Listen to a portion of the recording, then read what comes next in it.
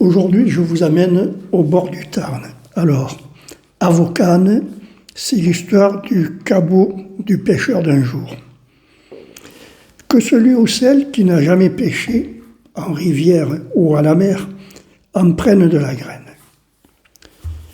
Juillet 1967, l'été éclatait sur l'Aveyron. À Millau, nous venions de partager un bon repas avec les parents de Pierre, mon ami, instituteur comme moi. Nous décidâmes d'aller à la rivière voisine, le Tarn, donner à manger aux petits poissons. Tous avaient déjà pêché, du moins une canne à la main, mis à part Daniel, la promise de Pierre, et moi-même nanti d'une belle canne à lancer toute neuve, munie de son solide moulinet, de quoi ferrer Moby Dick elle-même. De quoi ferrer la mythique baleine blanche, donc, ou la Loreley, la fameuse Loreley du Rhin, ou encore la vouivre, qui hante rivières et zones marécageuses. À nos cannes. Au bout d'une demi-heure, les plus chevronnés d'entre nous, les natifs de Millau justement, puis Pierre de Gaillac, et même la promise inexpérimentée, ont pris divers poissons de petite, de moyenne taille. Daniel a mis les siens dans une sorte de tour miniature confectionnée en petits galets du bord de rivière. Moi, rien. Mais alors, rien de rien. Au bout d'une heure, eux additionnent les prises. Moi, rien, toujours rien. Sous les colibés et les lazis, me voilà obligé de rompre et de m'éloigner pour cuver mon impuissance. Impuissant, moi, c'est ce qu'on allait voir. Je m'installe alors sur la berge caillouteuse du Tarn et jette dans le rapide lui-même mon hameçon bien garni pour du tout gros. Mon pari, remonter une belle pièce et surtout remonter dans ma propre estime.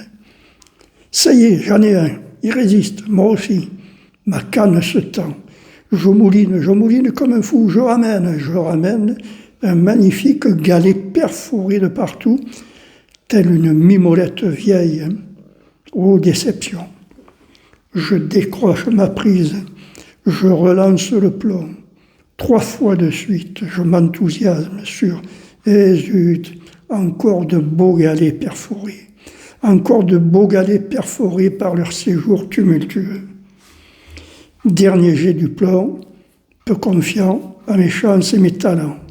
Le dernier, puis je jette tout à la rivière. Eh oui, encore un galet, zut. Je ramène. Non, le galet remue, il remue le bougre, c'est pas un galet. Je mouline, cette fois c'est une prise. La bête, car c'en est une, est belle, la belle et la bête. Pour ne point avoir s'évadé, d'un coup sec, je ferre, puis je tire sur ma canne, un coup sec, violent.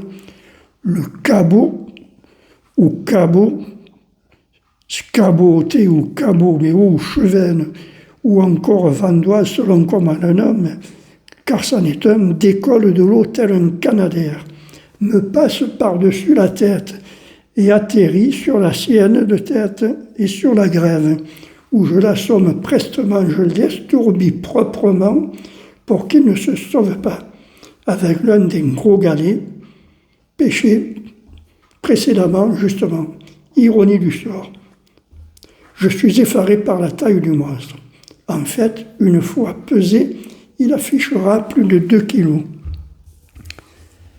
Je ramène ensuite mon trophée avec énormément d'humilité. Exactement comme Joseph Pagnol avec ses Bartavelles, c'est-à-dire l'allure martiale et l'air conquérant. Mes amis ahuris n'en reviennent pas. Ma prise pèse plus que tout ce qu'ils ont attrapé depuis 2 heures. Bien fait. Me voilà vengé si besoin était. Puis les rires ont éclaté. Oh, où tu l'as acheté celui-là? C'est un pêcheur qui te l'a vendu? Encore un qui s'est suicidé. Oh, Marseillais. Bref, on a bien rigolé. Le lendemain, Renée, la belle-sœur de Pierre, nous l'a cuisiné, ce cabot-là. Elle l'a fait farci. À la ferme de Broze par Gaillac, avec Jeannot, le frère de Pierre, avec le père, René, Daniel, nous avons dégusté le beau Leucissus-céphalos, cet imposant spécimen de la famille des cyprinidés, qui avait eu la malchance de croiser la route d'un fabuleux pêcheur d'un jour. Arrosé de vins blancs et rouges de la propriété, notre cabot, pas cabotin pour un sou, réjouit nos papilles et alimentait avec force sourire la conversation. Ce fut la première et la dernière prise de mon éphémère carrière de pêcheur. Voici la recette que nous avait concoctée ce jour-là René. L'ingrédient dans mon cabot de 2 kilos environ, un demi-litre de vin blanc de la propriété de Broze, 8 belles pommes de terre, 3 belles gousses d'ail, 2 petits oignons paille, du thym, de l'huile d'olive, petit salé maison, 100 g à 120 g environ, de l'oseille fraîche, un peu de cognac, 20 centilitres de bouillon de volaille. Voici comme elle a préparé. D'abord, lavage et caillage du poisson, on le vide soigneusement, René a garni les côtes internes du poisson d'oseille qu'il faut fondre un petit peu les arêtes. Pour préparer la farce, de la mie de pain dans 10 centilitres de lait environ, le tout dans un coquelon. On fait cuire un petit peu. On ajoute ensuite une demi-cuillerée à soupe de thym. L'ail pelé finement, on malaxe. On ajoute l'oignon finement émincé. 5 centilitres d'huile d'olive, on malaxe encore. On ajoute encore à la farce le petit salé détaillé en très petits dés. Et on ajoute le cognac. On malaxe, on malaxe, on malaxe. Il faut laisser reposer 1 heure à température ambiante.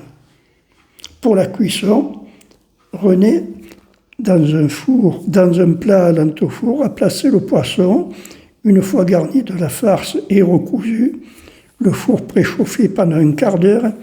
Elle a ajouté le vin blanc et le bouillon de volaille, a poivré le tout, salé, a ajouté les pommes de terre détaillées en beau quartier.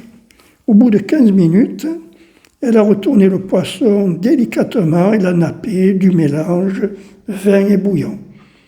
Elle a recommencé le tout, tous les quarts d'heure, avec délicatesse, beaucoup de délicatesse.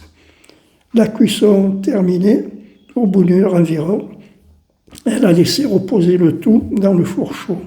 Encore 15 minutes, en arrosant encore avec de la sauce. Elle a vérifié la cuisson du poisson et des pommes de terre et nous avons dégusté le tout avec du gaillac de la propriété et ce fut fort bon et inoubliable. Et à consommer avec modération. Et évidemment, nous avons consommé le vin blanc et rouge avec beaucoup de modération.